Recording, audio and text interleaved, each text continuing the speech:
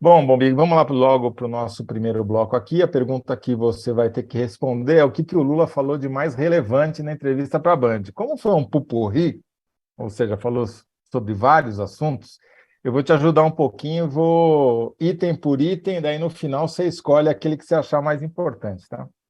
Ótimo, até porque eu acho que muita gente que está nos acompanhando também não viu a entrevista toda, né? É bom dar uma síntese aí, Recapitulada, né? pessoal.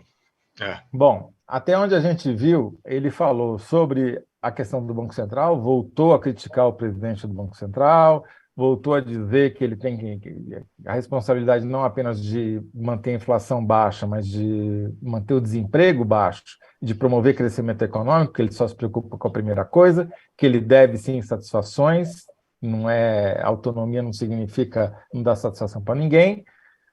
Voltou a criticar a taxa de juros alta, falou que não tem motivo, não tem explicação para isso.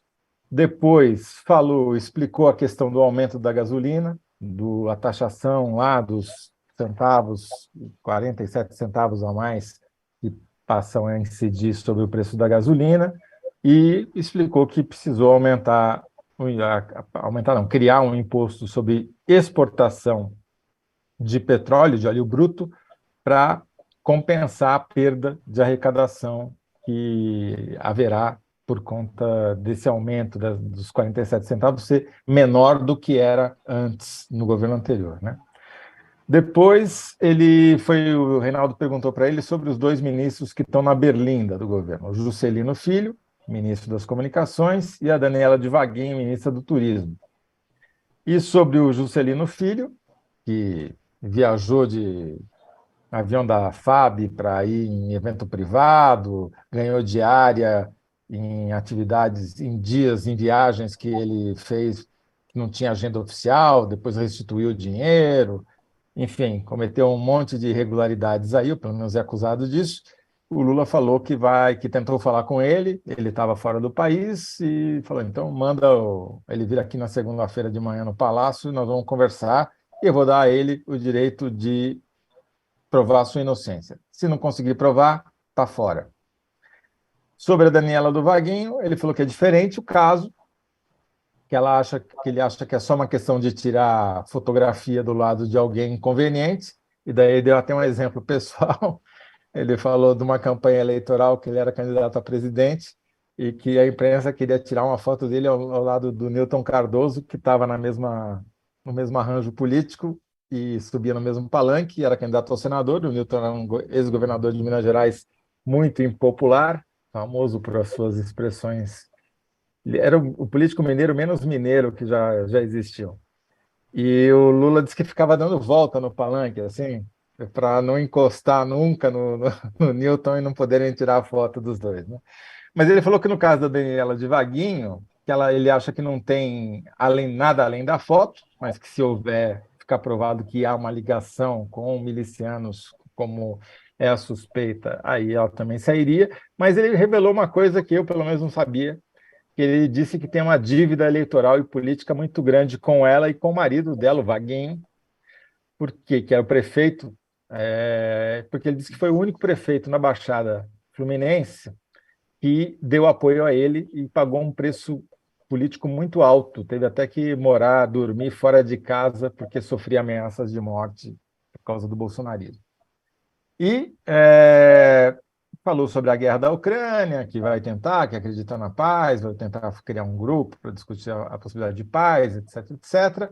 E tem um trecho que a gente não chegou a assistir, mas que está no site da Band, que deve estar indo ao ar agora, mais tarde, depois que a gente já começou o nosso programa, em que ele diz duas coisas que são relevantes. Uma, que o Zanin, que foi o advogado dele no processo do Petrolão, defendeu ele lá em Curitiba, depois no Tribunal Regional Federal, depois, enfim, todas as instâncias, que o nome dele cresceu muito para ser ministro do Supremo, é um dos candidatos favoritos, que pode vir a nomeá-lo, seria um fato político relevante, né? O presidente da República nomear seu próprio advogado como ministro do Supremo. E uma outra notícia, que eu também não vi, mas li, segundo a qual o Lula não pretende seguir obrigatoriamente a lista tríplice que o Ministério Público manda para o presidente para escolher o Procurador-Geral da República. Né, os procuradores fazem uma votação dentro da categoria e mandam os 3 primeiros colocados para o presidente escolher. Ele disse que vai ser uma escolha pessoal dele e que não necessariamente vai seguir a lista tríplice, né? O que você achou de tudo isso? Pois é, né? Tem bastante coisa, não tem nada assim que você olha e fala, nossa, aqui é uma manchete disparada. É evidente, mas tem muitas coisas importantes. Ele falar dos ministros que estão aí na Berlinda, que estão sob fogo, é importante. É a primeira vez que ele fala, se eu não estou enganado. E são ministros que estão sob fogo, nós sabemos como funciona o jogo político, porque os padrinhos não estão entregando o que era para ser entregado, né, no Congresso ou dentro da coalizão, né? Então, são 2 ministros da União Brasil e mais Valdez Góes, que é do PDT, mas que foi indicado pelo Alcolumbre, que é da União Brasil. E a União Brasil diz que tem uma posição independente, ainda está numa situação muito de não aderir de corpo e alma à base governista, então você vai ficar sob ataque mesmo. As explicações, no caso da ministra do Turismo, elas surpreendem de fato, né? Ele dizer que tem uma dívida pessoal. Eu acho que ele não devia levar isso em conta, né? Acho que ele não devia levar isso em conta. Então, uma questão de moralidade ou não, né? Essa régua não pode ser uma régua assim, esse aqui eu tenho uma dívida pessoal, esse aqui é meu amigo, esse aqui não é, então esse aqui vai para a ele diz é que ele não viu ainda nada mais comprometedor do que uma fotografia. Mas ele já fez um gesto, né? Pro Vaguinho, né? Que não é pouco o presidente da República dizer que tem uma dívida com alguém, né? Se o presidente da República disser que tem uma dívida muito grande com Toledo, você pega um avião amanhã, leva essa fatura, que alguma coisa boa vai acontecer na sua vida, Toledão. Não é pouco. Entendo que nessa questão tem uma relevância muito grande. Esses 90 dias, geralmente é quando o presidente espera ali, né, até o final de março, os primeiros 90 dias, para fazer as trocas nos ministérios. Então, ele está indicando o seguinte: se o que eu ouvi não me convencer, ou se a pressão continuar muito alta, ou se não houver mais condição política, eu vou fazer as mudanças, né? Então, eu acho que esse ponto é muito importante. Aliás, você contou a história do Nilton Cardoso, que ele fugiu do Nilton Cardoso, mas teve um político muito mais experiente que o Nilton, do qual o Lula não conseguiu fugir, que foi o Maluf. Uhum. Eu tenho apuração de gente envolvida nessa negociação que o Lula tentou até o último minuto não estar naquela foto famosa que está o Lula, o Maluf e o Haddad na casa do Maluf ali no Jardim Europa, em que o Maluf anuncia apoio à eleição do Haddad, se não me engano, em 2012, a eleição para presidente. Então, ele, de fato, é muito esperto, ele entende como funciona uma foto, ele sabe o poder de uma foto. Então, eu acho que vale para os dois lados, né? Primeiro, para ele entender que, putz, às vezes não tem como escapar, e aí aliviar para a ministra do Turismo. E outra para dizer, bom, mas uma foto marca a gente às vezes, né? Uhum. Outro ponto que me chamou a atenção ali, daí falando um pouco da parte econômica, né?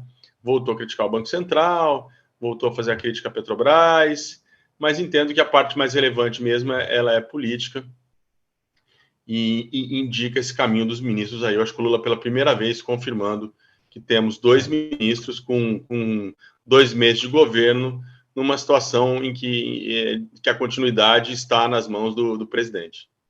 Agora, dele do cargo, obviamente. Vamos falar só um pouquinho sobre a questão da justiça, do Ministério da Procuradoria desculpa, Geral, isso é importantíssimo. Não, e sobre o Zanin, porque é um fato meio quero muito falar sobre isso. Muito incomum, né? Um advogado virar ministro. Quero muito falar sobre isso. Que bom que você lembrou. Você vê que é um outro Lula. É um outro Lula e um outro PT que aprenderam, não sei se a lição é boa, a lição é ruim, mas que foram transformados, vou usar uma outra expressão, que foram transformados pelas experiências recentes, né? Desde o julgamento do Mensalão no Supremo em 2012, passando pelo Petrolão, né? Nos 2 casos, em 2012, Supremo, ministros indicados pelas gestões petistas, que votaram contra a posição do partido e do presidente. E em 2014, Lula teve habeas corpus rejeitado e tudo mais. Então, ele mudou nesse sentido.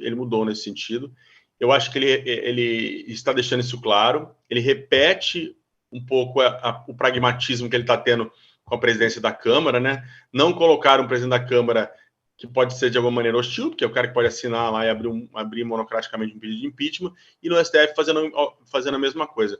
Eu me lembro muito bem, tem um livro da história do PT, escrito pelo Lincoln Seco, da USP, em que o Lincoln fala que é o seguinte, que no início, lá na formação do PT, o PT ele nem considerava o STF como uma instituição, era uma instituição que estava ali para fazer o jogo das elites, né? O jogo contra os trabalhadores. Depois ele muda, tenta compor, né?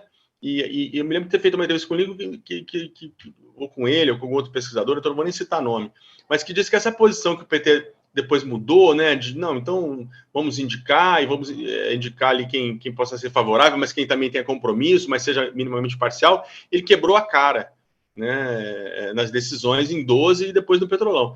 Então, nesse sentido, ele fez uma mudança muito grande, me parece que é o que o Bolsonaro fez. Fernando Henrique teve lá o engavetador-geral da República, né, que era o Brindeiro, se não estou enganado, né? Brindeiro, Geraldo Brindeiro. Era o Geraldo Brindeiro, e o Bolsonaro teve o Janot.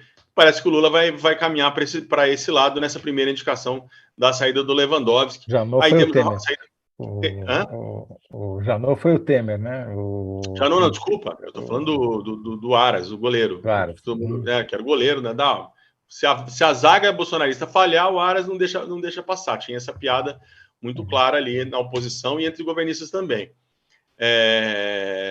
O Zanin parece que essa vaga está encaminhada para isso. O Lula já vai deixar um recado claro. E aí a segunda vaga, que é da Rosa, daí eu acho que ele vai tentar botar uma mulher, o que estão dizendo, né? Manter uma cota ali, sai uma mulher, entra outra, e aí ele possa ser um pouco mais flexível, diria, nessa escolha. Essa do Zanin não me deixa dúvida de que ele vai aí repetir um pouco o que o Bolsonaro fez com as duas indicações que o Bolsonaro conseguiu fazer. Ou seja, de todas essas novidades, a que se destacaria mais seria a do Zanin e a da Procuradoria.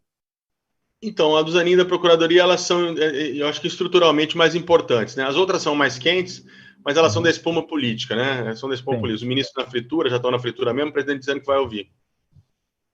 Agora, é interessante, né? Porque nos dois casos ele vai sofrer uma crítica, vai sofrer muitas críticas, vai sofrer um desgaste político, mas ele está calculando que no médio prazo ele tem muito mais a ganhar do que a perder. Exatamente.